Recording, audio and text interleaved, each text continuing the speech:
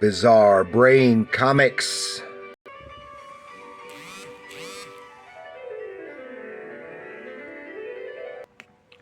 Hello, my comic book friends, and welcome to Bizarre Brain Comics. I am Gary, your host, and this is where I like to take a look at some older comics, talk a little bit about the characters and creators, and examine the stories and the art.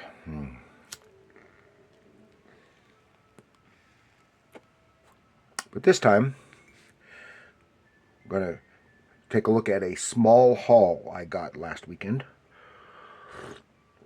I went to the Brass Armadillo antique mall briefly.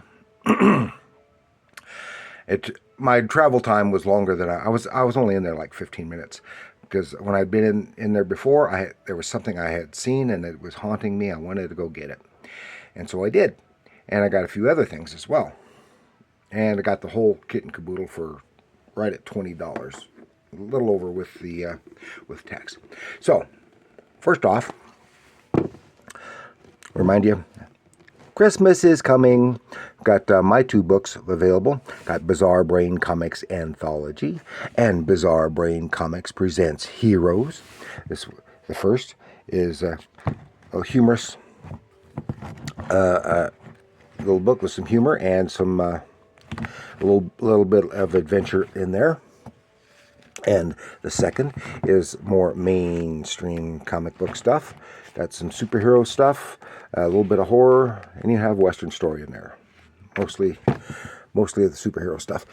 Both available online from Amazon or Barnes & Noble online store and other stores.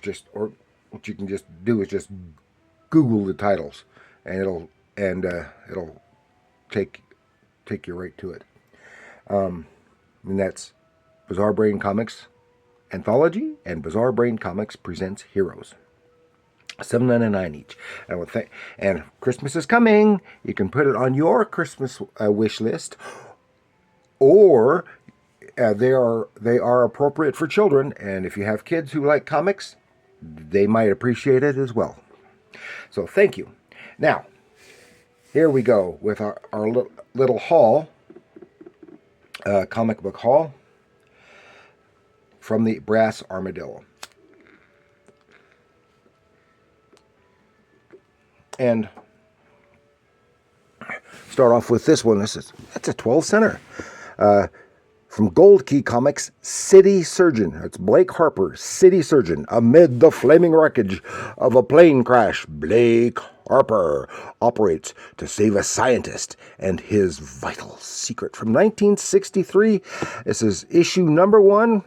It has to be because it's the only one they ever did. I don't know why Gold Key thought this is something that would sell very well. But maybe it's because of the popularity of like Ben Casey and a couple of the other doctor shows on TV. I can't remember that. I can't. It's right there, but I can't think of the name. And the interior art looks like it was drawn by Jack Sparling. I have no idea who the writer was.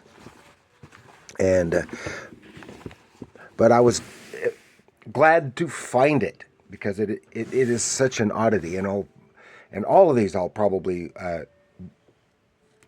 do videos on at some point. Then we go to House of Secrets. There's no escape from the House of Secrets. Number 122, 20 center. And of course these are all a little bit on the rougher side. This is from 1974. And this is okay. Good. I like the shadow here, the image here of a silhouette of the devil. And ghostly hands playing the piano. It makes me think of The Thing with Five Fingers. We just watched that not too long ago. That was cool.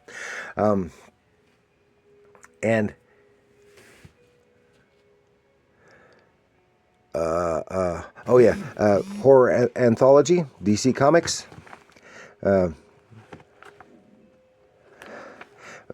Various creators involved in that. Joe Orlando editing, he did. I think he did a good job when Joe Orlando took over the reins of their mystery titles, and edged more towards traditional horror, because it made them wantable more, even though I still don't like House of Secrets. For some reason, I just never got very many issues of House of Secrets. I seem to have gotten more House of Mystery, and even today, a House of Secrets seems to be more difficult to come across just out in the wild like that. Then, same theme, but years later, is Ghosts. It's Trick or Treat Ghosts number 108. 60 cents. This must have been about, what, 82? Yeah, 1982. The Joe Kubert cover, which is unusual for the horror titles. Ghost sitting up there, and jack-o'-lantern for the moon, laughing at the guy, and some real cool stuff. But what was he called? The Gentleman Ghost, who was the villain of Hawkman, seems to be the host. And I said, that's unusual. And of course, I wanted to mention the House of Secrets has a host, Abel. Remember, Abel. And it turns out that I was just doing a little bit of research earlier that Abel, the host of House of Secrets, was co-created by Jack Sparling, who did the artwork on this first book for Gold Key. So cool. Then we have from Marvel Comics. Marvel Comics presents number 168, Black Bolt and the Inhumans. Remember, this was from the mid-90s. What does it say what year? 94. It's from 94. An anthology title that was produced bi-weekly. Lasted for about 3, maybe 4 years. Has the Black Bolt and the Inhumans story, a Spider-Woman story, and then, of course, it's flips. Boom, there it is.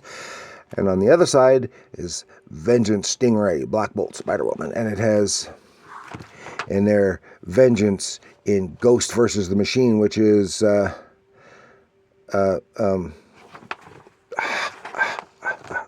War Machine storyline, and then Valkyrie from the Thor and Defenders. So, boom, various creators. Then this is the stuff that I went to get, because previously when I had been there, I had seen these, but I'd already gotten my allotment, and I didn't want to give up anything to get those, so I went back to get these. And in case you are unfamiliar, I have here 2 issues, number 51 and 52, of The Titans, starring the Fantastic Four. British comics, reprinting American comics from just a few years before. And we'll be going into more deeply into these. And with various creators, to start off, Fantastic Four has both Jack Kirby and John Buscema artwork in this first story, and a Captain America story done by Kirby, and some various other things. And I have said before, it has the Namor the Submariner, drawn by Marie Severin.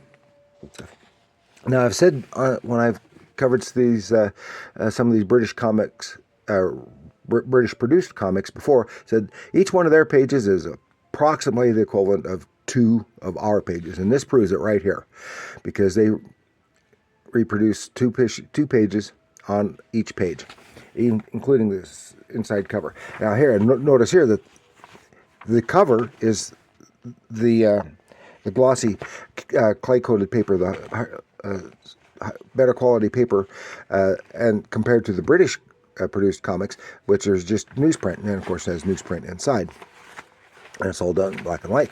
And then on the back is an ad for the first time in any comic, Britain's own superhero, Captain Britain from Mighty Marvel. This looks like a Jack Kirby drawing of the character here, and it's in full color with some black and white stuff inside it, because it's also got Fantastic Four. But this is an ad for the first issue. And Captain Britain was eventually rolled into their regular universe and made appearances. And I think he even had a short-lived title, American-produced title. And these were at 9p. This is from 1976, was it? 1970. Oh, that was the original. 1967, 1968. 1974, yeah, was when this was produced. And of course they had, and then of course later they stopped doing this, and they just producing. When they produced the regular comics, they would have a version for the British audience, and of course these stories are all kind of edited to fit the space. And we'll be going into detail on these. Next one, this is number 52. Oh, 1976, it says it right there. 1976. Then the contents were from, a lot of the contents were from 76 then. That's what it was. And this is John Buscema drawing the Fantastic Four. Classic, some great stuff. And a cute ad on the back cover. Frosties present, and it looks like Tony the Tiger. Tony the Tiger? And Frosties? Yes, the British version of Sugar Frosted Flakes was Frosties, and and still have Tony the Tiger. Frosties present. So, and that's all fun. And then we go full British with got another issue of The Wizard from September 11th, 1976. And this has got a full color cover, which is just newsprint, lots of stories. And I just did one on the Eagle, and I'm about to do one on The Wizard, but not this issue. Little stuff. And it's really cool to see the British produced comics. And I have some other issues, and I will be delving into the pages of The Wizard. So that is all the good stuff I've got to show you this time in my small comic book haul.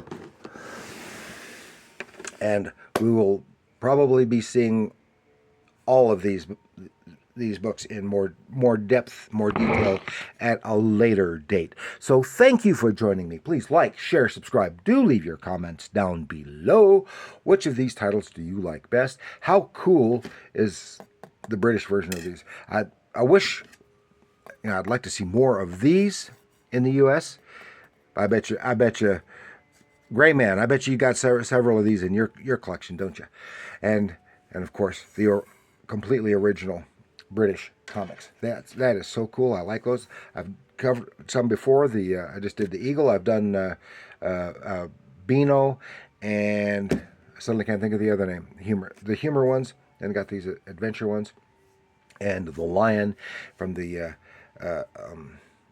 annuals that I've got and showed here before. All that is really, really neat stuff. So again, thank you, and remember, comics are art.